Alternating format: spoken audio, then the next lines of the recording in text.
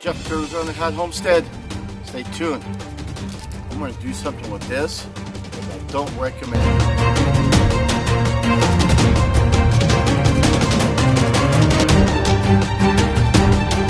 Thanks for tuning in, everyone. My name is Jeff Cruz on the Hot Homestead.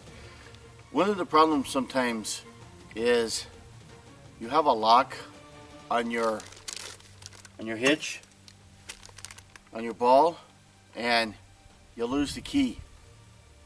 How do you get it off? I'm going to try to get it off with this thing here. So let me show you what I got. So this is a 1.5 inch.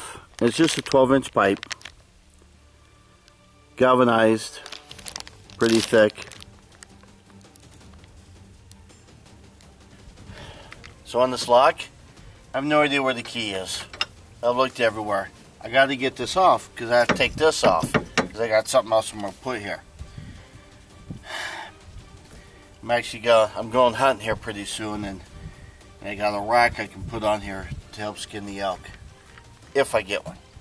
But anyhow, I want to get this off, but I can't because it's locked and I can't get this off. So how do I get it off? Where this pipe comes in. I measured the diameter of this guy here, and this guy will fit right on him, just like say. Now,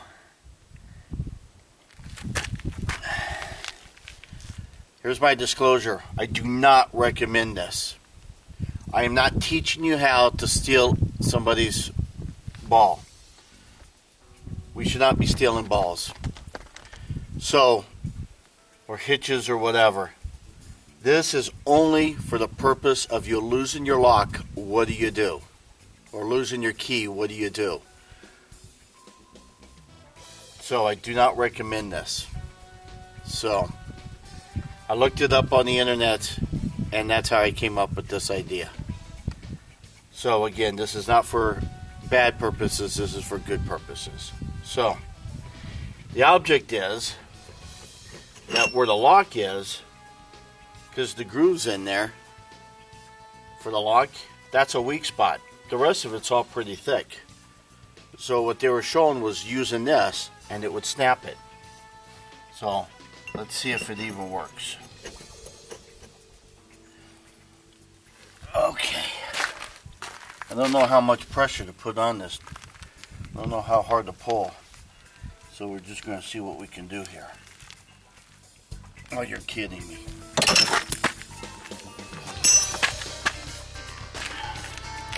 Are you kidding me?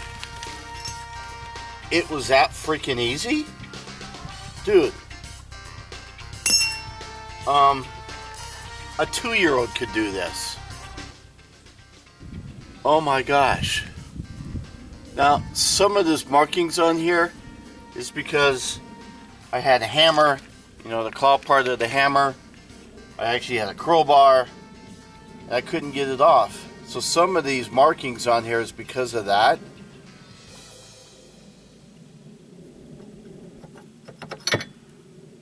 But let me show you. This is what actually broke.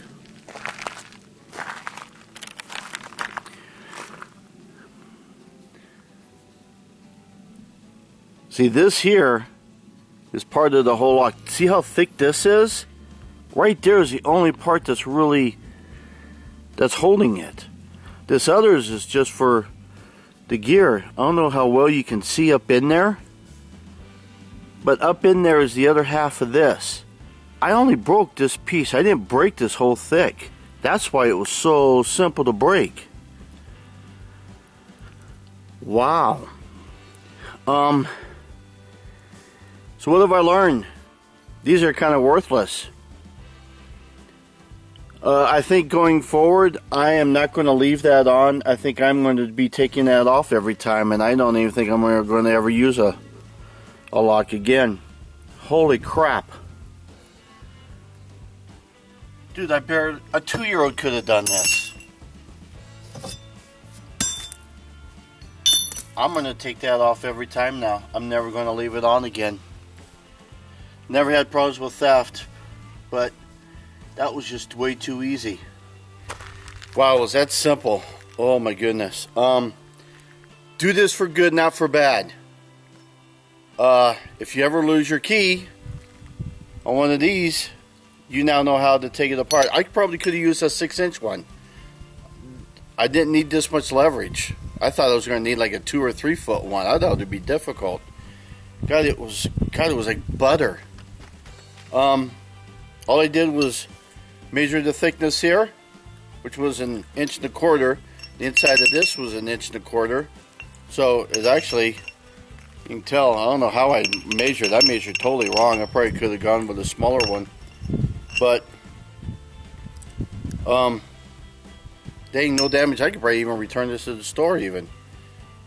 But I don't think I'll ever buy a lock like this again. I went online. I saw some really expensive locks that you could do. I think I'll just keep taking the ball off. Again, do this only for good, not for bad. My name is Jeff, and you've been watching Arizona Hot Homestead. See you. Bye. Have fun.